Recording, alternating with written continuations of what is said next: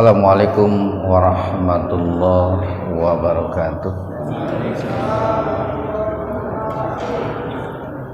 Innal hamdalillah nahmaduhu wa nasta'inuhu wa nastaghfiruh wa na'udzu billahi min syururi anfusina wa sayyiati a'malina.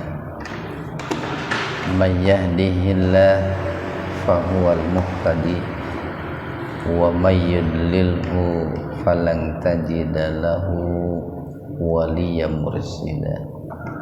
Asyhadu an la ilaha illallah wahdahu la syarikalah wa asyhadu anna Muhammadan abduhu wa rasuluh, amma ba'd. Hadirin ikhwatu iman, jemaah Majelis Tafsir Illiyin yang mudah-mudahan senantiasa dimuliakan Allah Subhanahu wa taala. Kajian tafsir di Majelis Tafsir Illiyin pada kesempatan kali ini membahas surat Ali Imran ayat 93, halaman 62. Ali Imran ayat 93. Kita bahas tajwidnya dulu. Kulub alif lam samsiyah atau idgham samsiyah. Jadi membacanya dimasukkan ke po setelah lam. Po'a mad tabi'i alif, ka mad tabi'i alif, hillal libani fathatain ketemu dengan lam, idgham bila guna dimasukkan ke lam tanpa mendengung. Jadi huruf lamnya tidak ditahan dua ketukan, tidak hillal, enggak begitu. Hillal libani majaiz munfasil. Mad tabi'iyah bertemu hamzah secara terpisah atau di lain kata. Dibacanya lebih dari tabi'i, ya, lebih dari biasa, 4 sampai 6 ketukan. Isra'il mad wajib muttasil. Kalau yang tadi mad jaiz munfasil, yang ini mad wajib muttasil. Muttasil bersambung, munfasil berpisah gitu kan. I mad tabi'iyya illa mad tabi'i alif, ma mad tabi'i alif, harrama isra'il mad wajib muttasil. I mad tabi'iyya ala mad badal. Mad badal dengan mad tabi'i itu dibacanya sama, panjang dua ketukan. Nafsihi mad silah wasiro. Huruf H didahului huruf hidup. Nah, di sini kan huruf sinnya hidup di kasroh. Ming ifa hakiki. Nun mati ketemu dengan qaf secara terpisah. Jadi betul-betul dibaca samar. Ming qab qalqalah sukra. Ang ifa hakiki. Nun mati ketemu dengan ta secara terpisah juga. Tunazzalat taw, tunazzalat alif lam samsiyah atau idgham samsiyah. Taurat. Kalau mau berhenti di situ, tak marbutohnya itu namanya tak marbutoh. Itu dibaca sukun. Kul fa'tu itu hamzah glatoh itu. hamzah yang sukun di tengah-tengah kata, membacanya digelatohkan, dihentakan, jangan dibaca panjang, jangan pak itu kayak mu sodah, bukan mu sodah. Tu mantabnya wawu bit tauro mad badal, fajlu mantabnya wawu ha'ina majazmun fasil, ing ifa hakiki, kung ifa akrab gitu. Jadi nun mati ketemu kaf itu kan terpisah Pak, atau di lain kata itu betul-betul dibaca samar gitu. Tapi kalau nun mati yang kedua ketemu ta itu dalam satu kata, maka dibaca samarnya sepintas saja. In kuntum, nah, tum idhar sapawi, so mad badal dikin, nah, mad adil disukun. Ikhwanu fiddin arsadakumullah, di Ali Imran ayat 92 ini Allah berbicara tentang makanan gitu ya. Kullu, nah, kullu ini disebut harfu kulliyun gitu. Huruf yang menunjukkan secara ini keseluruhan itu ya. Kulliyun itu secara keseluruhan atau secara menyeluruh lah, universal itu. Makanya sering diartikan tiap-tiap gitu, atau semua atau seluruh. Dan kalau ada kullu, harokat huruf ya, harokat kata sesudahnya harus kasroh itu. Makanya at-ta'am itu mimnya di kasroh karena ada kullu ta'ami. Asalnya at-ta'amu asalnya, cuman karena ada kullu jadi kullu ta'ami. Jadi kullu setiap at-ta'am, nah, makanan. Tentu makanan yang dimaksud di sini adalah makanan yang thayyib, makanan yang baik gitu, atau makanan yang didapat dengan cara yang baik. Karena keadaannya atau adalah gitu. Dan karena ini menunjukkan waktu madi ya, waktu yang sudah berlalu. Kalau waktu sekarang yakunu, atau waktu yang akan datang yakunu. Jadi dahulu, nah, kan waktu madi itu waktu lampau Pak. Dahulu seluruh makanan itu khillan ya, keadaannya itu khillan, dihalalkan, nah, atau halal lah, li untuk Bani Israil, untuk anak cucu keturunan Nabi Yakub alaihi salam. Illa, nah, harful istisna Pak, kecuali ma sesuatu atau makanan-makanan haroma yang diharamkan Israil oleh Israel ala terhadap nafsihi dirinya sendiri. Jadi begini Pak nih, kalau kita lihat asbabun nuzul ya, sebab-sebab turunnya ayat ini seperti yang dikatakan oleh tafsir Jalalain. Tafsir Jalalain itu tafsir yang ditulis oleh dua Jalal, satu Jalaluddin As-Suyuti, yang kedua Jalaluddin Al-Mahali. Mereka mengatakan bahwa asbabun nuzul ayat ini berkaitan dengan orang-orang Yahudi, di mana saat itu orang-orang Yahudi berkata kepada Rasulullah SAW, wahai Muhammad,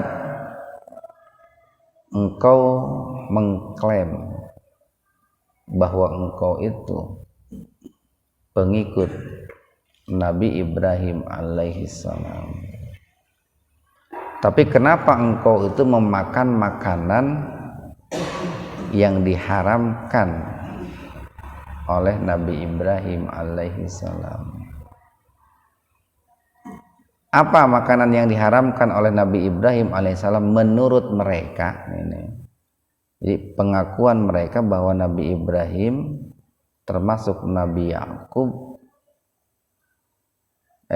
bahwa menurut mereka Nabi Ibrahim itu mengharamkan yang namanya makan daging unta dan susu unta itu. Tapi kenapa engkau memakannya, kan gitu. Jadi mestinya kalau engkau itu Muhammad, kata orang Yahudi, pengikut Nabi Ibrahim, penerus ajaran Nabi Ibrahim, itu pun sama, harus mengharamkan daging unta dan susu unta. Tapi kenapa engkau malah memakannya? Nah, maka menurut As-Sa'di, dengan sebab pertanyaan orang Bani Israel tadi, turunlah ayat ini sebagai jawaban ataupun bantahan dari Allah bahwa Nabi Ibrahim itu tidak pernah mengharamkan daging unta ataupun susu unta gitu. Sekali lagi, bahwa Nabi Ibrahim tidak pernah mengharamkan daging unta ataupun susu unta. Ikhwan fiddin arsadakumullah. Jadi pada mulanya dahulu, seluruh makanan yang Allah sediakan di muka bumi ini tentu yang baik-baik, yang didapat dengan cara yang baik, itu asalnya halal untuk orang-orang Bani Israel itu. Kecuali hanya makanan-makanan yang diharamkan oleh Israel terhadap dirinya. Ini Pak harus dilihat nih. Yang pertama Bani Israel, ada kata Bani di situ. Kalau yang kedua Israel, nggak pakai Bani itu. Jadi kalau Bani Israel itu anak cucu Nabi Israel gitu. Siapa Nabi Israel itu? Nabi Yakub alaihissalam. Kalau yang kedua Israel itu nggak pakai Bani, artinya ya Nabi Yakub sendiri, Pak. Beda kan Nabi Yakub dengan anak cucu keturunan Nabi Yakub, kan beda. Nabi Yakub itu ayahnya, kalau Bani Israel keturunannya, kan gitu. Nah, Nabi Yakub itu pernah bernazar nih Pak, sebetulnya nih dikisahkan terkait ayat ini. Nabi Yakub itu pernah bernazar kepada Allah. Beliau berjanji kepada Allah bahwa dirinya tidak akan makan daging unta dan susu. Kenapa Nabi Yakub atau Nabi Israel berjanji seperti itu? Nah, itu. Jadi Nabi Yakub itu seorang nabi Pak, yang sangat menyukai daging unta dan susu. Tapi beliau itu punya penyakit ini. Kalau dalam bahasa Arab disebutnya irkun nasa itu, penyakit irkun nasa. Lamun cek bahasa orang mah penyakit encok lah Pak. Penyakit rematik gitu. Sehingga suatu hari Nabi Yakub itu setelah makan daging unta dan minum susu unta itu, rematiknya itu kambuh itu Pak. Kan lamun geus kambuh mah rematik teh nyeri pisan eta Pak. Mun geus kambuh itu. Itu dalam waktu cukup lama Nabi Yakub itu menderita penyakit rematik setelah makan daging unta dan minum susu itu. Nah kemudian Nabi Yakub itu berdoa ya, bernadar kepada Allah, ya Allah, kalau engkau sembuhkan penyakit rematik saya ini, saya berjanji tidak akan makan daging unta lagi dan tidak akan minum susu unta lagi. Itu nadar itu Pak, wajib ditepati itu. Nah orang-orang Bani Israel mengikuti itu apa yang dilakukan oleh Nabi Yakub, oleh ayahnya. Dikira Nabi Yakub tidak memakan daging unta dan tidak meminum susu unta itu dikira oleh Bani Israel diharamkan oleh Allah itu. Padahal Allah tidak mengharamkan Pak. Allah itu tidak mengharamkan daging unta dan tidak mengharamkan minum susu unta. Cuma Nabi Yakub karena penyakit rematik tadi bernadar kepada Allah tidak akan memakan daging unta dan meminum susu. Jadi salah paham lah gitu Pak. Dan itu turun menurun Pak. Jadi turun temurun orang-orang Bani Israel itu mengharamkan daging unta dan susu unta.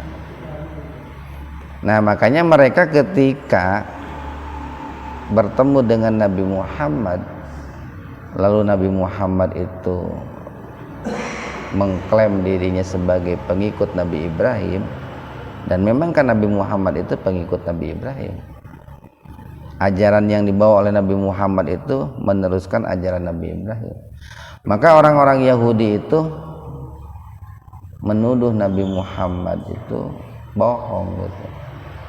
Kalau engkau itu pengikut Nabi Ibrahim, mestinya engkau pun mengharamkan daging unta dan susu unta gitu. Jadi beda Pak. Nabi Yakub mengharamkan untuk dirinya karena penyakit, nah itu, atau bernadar kepada Allah tidak akan memakan dan meminumnya karena penyakit. Sementara orang-orang Bani Israel mengharamkan unta dan susu unta itu karena keyakinan mereka itu diharamkan oleh Allah. Itu beda. Kalau nadar mah begini Pak nih, katakanlah bapak itu suka memakan duren itu. Duren itu kan hukum memakan duren boleh Pak, boleh. Tapi barangkali karena penyakit, mungkin tensi atau mungkin apa ya, kolesterol atau usia sudah lanjut gitu Pak, suatu hari makan duren tilu hulu gitu Pak, habis ke sorangan sahulu nanti 5 kilo jadi 15 kilo gitu, mabok tah, bahkan mungkin muntah-muntah itu. Nah karena dia itu terlalu banyak makan duren, kemudian katakanlah tadi tensinya kambuh atau kolesterolnya naik dan sakit mungkin, akhirnya dia bernadar kepada Allah, ya Allah, kalau engkau menghilangkan rasa sakit ini, saya berjanji tidak akan makan duren lagi. Saya bersumpah tidak akan makan duren lagi. Nah itu nggak boleh makan duren lagi itu Pak, kan sudah bersumpah sama Allah itu, kecuali kalau membayar kifarat. Seperti seorang suami ya Allah saya moal menggauli istri deui lah geus teu kabita gitu. Hiji waktu hayang deui tah eta kudu mayar kifarat eta. Tong gagabah nyebutkeun ka pamajikan moal digauli deui eta. Bisi kabita deui gitu. Apa bisi kabita deui duren ge hiji waktu pada. Jadi salah memahami orang Bani Israil itu. Padahal Nabi Yakub mengharamkan memakan daging unta dan susu sapi itu bukan untuk keturunannya, untuk dirinya, Pak. Untuk dirinya. Karena penyakit rematik encok tadi itu. Min qabli sebelum ang tunazzala diturunkan at-Taurat, kitab Taurat. Nah ini kan kalau disebut min qabli ang tunazzala Taurat, sebelum diturunkan kitab Taurat, ini merupakan klaim dari orang-orang Bani Israil bahwa dahulu sebelum diturunkan Taurat itu kan diturunkan kepada Nabi Musa. Berarti kalau sebelum diturunkan Taurat itu kepada Nabi Ibrahim katakanlah. Nah, sebelum diturunkan Taurat, Nabi Ibrahim itu menurut klaim mereka mengharamkan daging unta dan susu sapi. Nah, dijawab oleh Allah nih, kul. Nah, itu Pak kalau ada kul kan fi'il amr itu perintah. Katakan olehmu wahai Muhammad. Artinya apa yang disampaikan dan dijelaskan oleh Nabi Muhammad itu tidak ujug-ujug gitu Pak. Tapi ketika ada persoalan itu Nabi Muhammad itu nanya dulu ke Allah gitu. Nunggu dulu turun wahyu. Baru setelah Allah mengutus Jibril membawa wahyu, Allah katakan, "Qul ya Muhammad." Jawab olehmu wahai Muhammad. Bantah olehmu wahai Muhammad. Itu level seorang Nabi Muhammad seperti itu, Pak. Jadi ketika ada persoalan baru dan beliau belum mendapatkan wahyu untuk menyelesaikan persoalan itu, beliau nunggu wahyu dulu turun. Makanya di Al-Quran itu banyak yang disebut ayat-ayat soal itu, Pak. Ayat-ayat pertanyaan. Yas'alunaka anil mahid. Mereka bertanya kepadamu tentang darah haid. Yas'alunaka anil khamri. Mereka bertanya kepadamu tentang khamr. Yas'alunaka anil anfal. Mereka bertanya kepadamu tentang harta rampasan perang. Nah, ketika ada para sahabat yang bertanya, Nabi Muhammad nggak langsung jawab, Pak. Kenapa? Karena persoalan agama. Persoalan agama itu harus menunggu petunjuk dari Allah. Zaman kiwari kan loba orang teh kalau ditanya soal agama dijawabnya seenak dewe gitu Pak. Kata pelebah ayeuna geuning kerame ibadah haji teh ka ditu ka Indramayu. Kata dijawabna kunaon katanya. Nah, jadi harus menunggu dulu Pak jawaban dari Allah itu. Artinya kalau kita ingin menjawab persoalan-persoalan agama, ya harus dicari jawabannya di Al-Quran dan As-Sunnah. Makanya ketika wahyu turun, lalu Allah perintahkan kepada Nabi Muhammad, baru Nabi Muhammad menjawab atau membantah. Fa'tu, nah ini fi'il amr nih. Datangkanlah tuh. Fa maka u'tu datangkanlah oleh kalian. Ada wawu dan alif menunjukkan jamak banyak. Oleh kalian apa? Bit Taurati, kitab Taurat. Fatsluha maka bacakanlah kitab Taurat itu. Bacakanlah dalam Taurat ayat yang mengharamkan daging unta dan susu unta itu. in jika kuntum keadaan kalian shodikin, orang-orang yang benar, orang-orang yang jujur, Pak. Itu jawaban dari Allah untuk disampaikan oleh Nabi Muhammad kepada mereka. Kalau memang klaim mereka itu adalah benar gitu, susu unta dan daging sapi itu diharamkan. Nah makanya begini Pak nih, kita harus ingat kaidah yang dirumuskan dalam konsepsi Islam oleh para ulama, bahwa dalam konsep Islam al aslu bil asya al ibahah itu Pak. Asalnya segala sesuatu itu boleh untuk dimakan Pak. Sekali lagi, segala sesuatu yang ada di muka bumi itu hukum asalnya boleh dimakan, kecuali sesuatu yang diharamkan oleh Allah dalam Al-Quran ataupun diharamkan oleh Rasulullah di dalam hadis-hadisnya yang sahih. Kalau Allah dan Rasulnya tidak mengharamkan, kita harus hati-hati gitu Pak. Nggak boleh mengharamkan apa yang tidak Allah haramkan, atau tidak boleh menghalalkan yang jelas-jelas Allah haramkan. Karena yang punya kewenangan untuk mengharamkan itu adalah Allah. Kan kayak kita saja Pak, kita yang membuat A, kita yang memelihara A, kita yang merawat A. Menurut kita A ini boleh digunakan oleh siapapun, tapi kemudian tiba-tiba ada orang mengatakan oh tidak boleh menggunakan A itu. Kan pasti si A sakit hati itu, si pemiliknya itu sakit hati. Kenapa? Saya yang punya kok dia yang melarang, kan gitu Pak. Sama seluruh yang ada di muka bumi ini kan pemiliknya Allah, penciptanya Allah. Maka yang punya kewenangan untuk mengharamkan itu adalah Allah.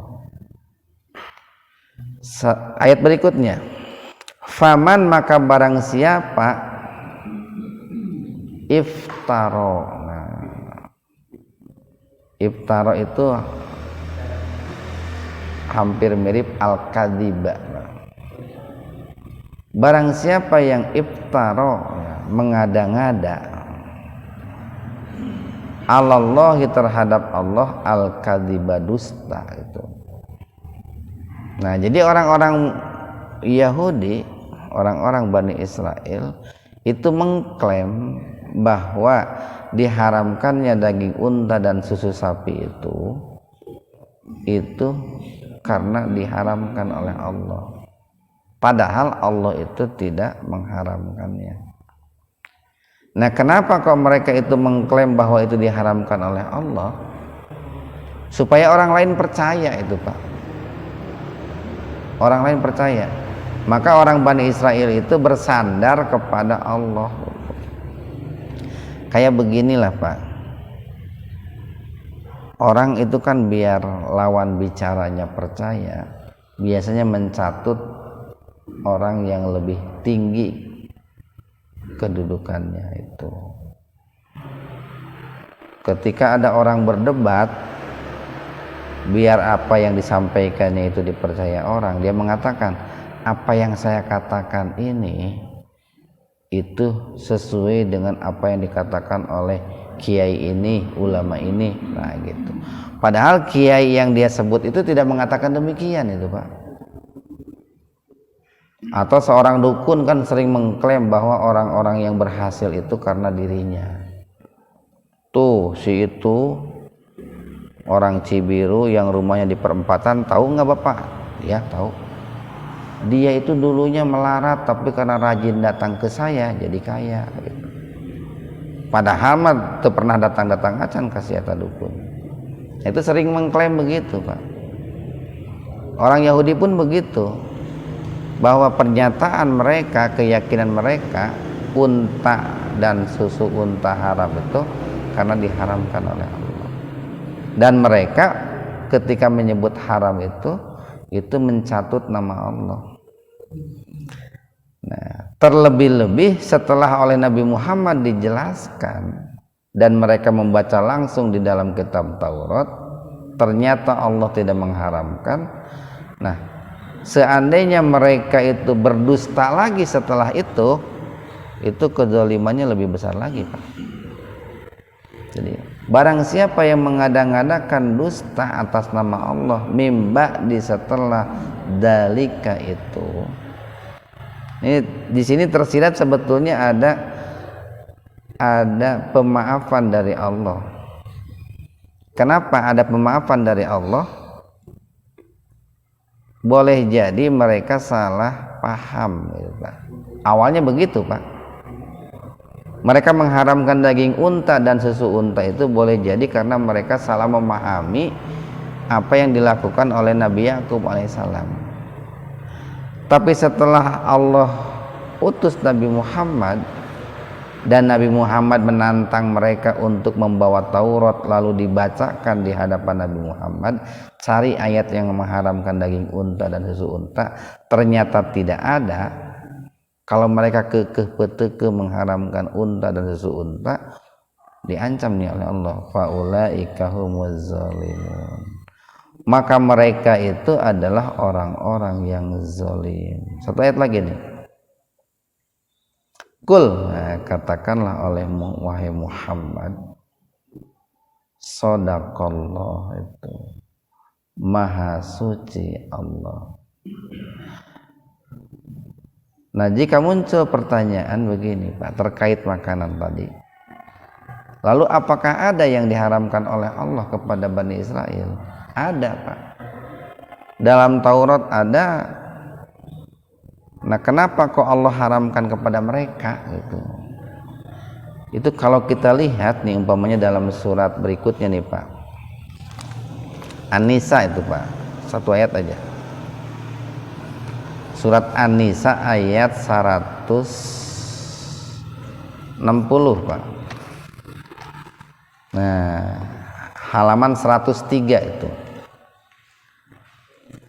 Halaman 103 An-Nisa ayat 160.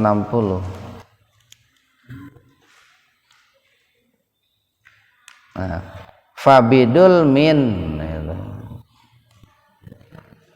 Kan ceritanya begini, Pak. Kenapa kok muncul ayat An-Nisa ayat 160? Orang-orang Yahudi atau umumnya orang-orang Bani Israel, setelah dijelaskan oleh Taurat, oleh Al-Quran, bahwa Allah itu tidak pernah mengharamkan daging unta dan susu unta, tapi tetap mereka itu berkeyakinan seperti itu, maka kan tadi mereka diancam sebagai orang yang zalim. Nah, di sini fabidul min, maka disebabkan kezaliman minalladzina, orang-orang hadu, orang-orang Yahudi, haramna, kami haramkan, alaihim, terhadap mereka itu, thayyibat, yang baik-baik, uhillat, yang mana yang baik-baik itu dihalalkan, lahum, bagi mereka. Jadi sebelumnya yang baik-baik yang diharamkan oleh Allah itu sebelumnya Allah halalkan kepada mereka, tapi karena kezaliman mereka sebagai hukuman dari Allah, kemudian oleh Allah diharamkan.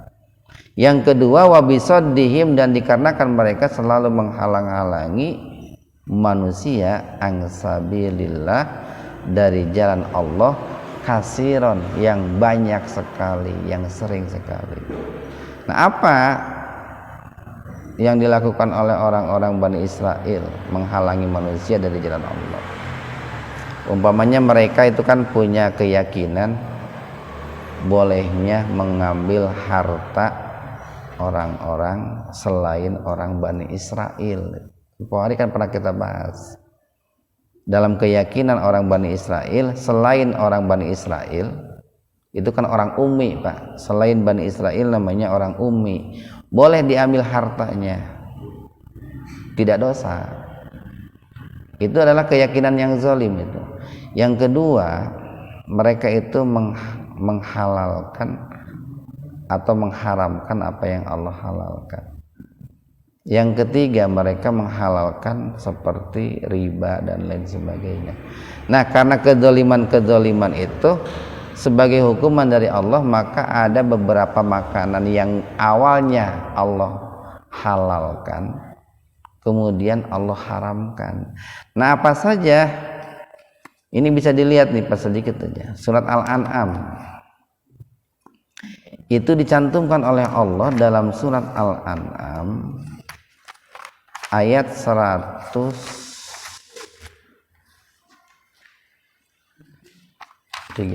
kalau nggak salah ya.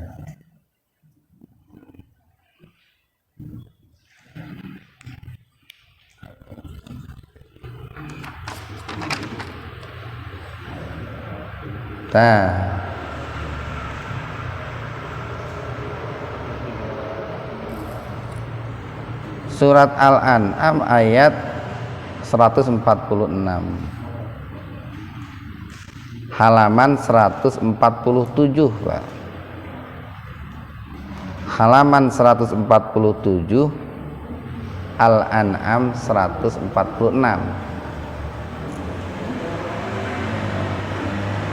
Nah, di bawah itu, Pak, ayat terakhir ayat 146 surat Al-An'am, wa 'alal ladzina hadu, dan terhadap orang-orang Yahudi haramna kami haramkan satu kulla dzidufur, itu setiap binatang yang memiliki kuku, Pak. Itu diharamkan oleh Allah kepada orang-orang Yahudi.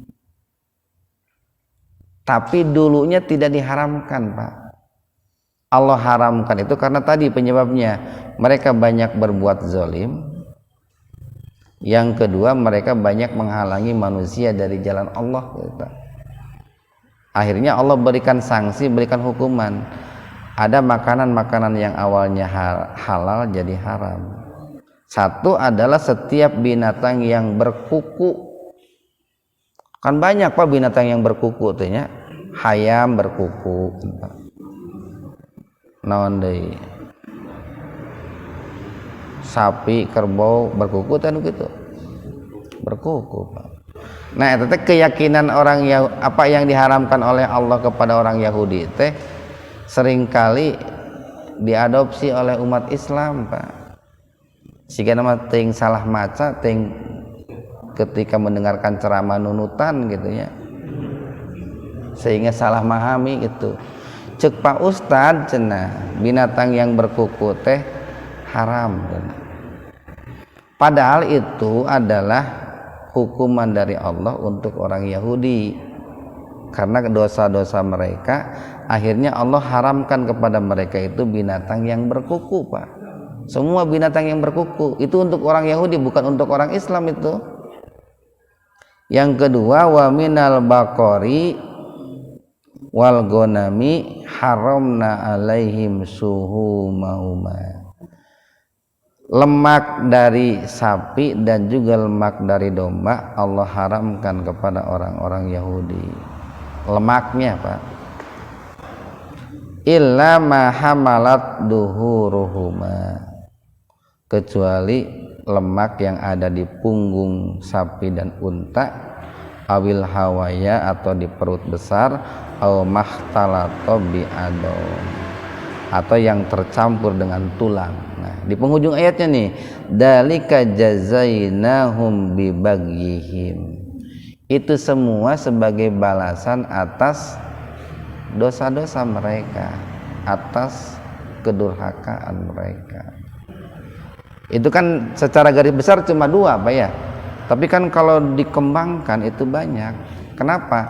Karena kan binatang yang berkuku itu kan banyak, Pak.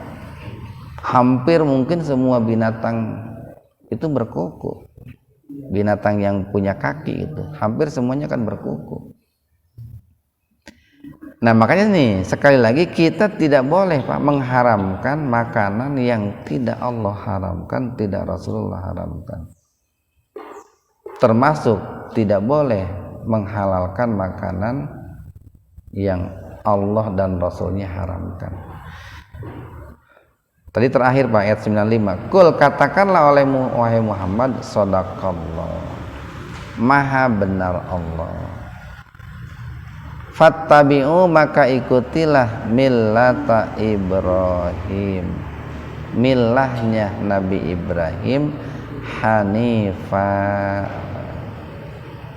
yang lurus ya, atau yang menyelisihi mindset masyarakat pada saat itu. Jadi ini kata hanif ini Pak nih, kalau diterapkan dalam konteks saat ini sigana banyak ya yang bisa kita terapkan dengan istilah hanif saat ini. Kan banyak Pak hari ini kezoliman yang kezoliman itu apa ya, diberikan semacam pembenaran, atau kezoliman itu sudah menjadi budaya hari ini. Disebut budaya itu kalau mayoritas orang sudah melakukan kezoliman itu, sudah membudaya. Nah, kalau kita itu hanif,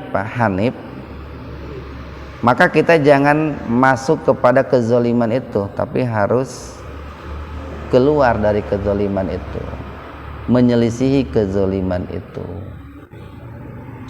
Nah, barulah kita itu disebut hanif Pak. Tapi kalau kita malah ikut di dalamnya, maka kita itu bukan orang yang hanif. Nah, dulu Nabi Ibrahim disebut hanif itu, waktu itu masyarakatnya kan para penyembah berhala. Nabi Ibrahim menyelisihi, itu disebut hanif Pak. Cobalah bisa mungkin direnungkan oleh kita, kezoliman apa hari ini yang sudah membudaya di dunia atau khususnya di masyarakat Indonesia, lalu kita itu menjauhi kezoliman itu, sehingga orang-orang mengatakan si eta mah hirupna beda ti urang-urang gitu kan, si eta mah hirupna beda ti batur, padahal nu lobana teh orang teh melakukan kezoliman. Nah, ketika kita itu beda, tampil beda dengan yang lain, dengan kebanyakan orang yang berbuat zolim, itulah hanif Pak. Hanif. Batur biasanya leut ka mall gitu, orang mah leut ka masjid, itu hanif. Batur biasanya amun hayang beunghar teh leut ka dukun, orang mah leut ka Allah, itu namanya hanif itu.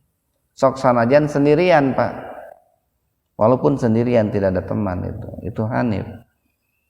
Jadi menyelisihi arus kebanyakan lah. Wa maka dan tidaklah Nabi Ibrahim itu minal musyrikin, termasuk, tidaklah beliau itu termasuk bagian dari orang-orang musyrik. Artinya bahwa Nabi Ibrahim itu adalah seorang muslim Pak. Seorang yang mensekutukan Allah, seorang yang mengesahkan Allah dan tidak mensekutukan Allah, dan itu sama dengan ajaran yang dibawa oleh Nabi Muhammad SAW. Barangkali ada yang ditanyakan Pak, silakan. Kalau tidak ada, kita tutup dengan doa subhanakallahumma rabbana wa bihamdika asyhadu an la ilaha illa anta astaghfiruka wa atubu ilaik. Assalamualaikum warahmatullahi wabarakatuh.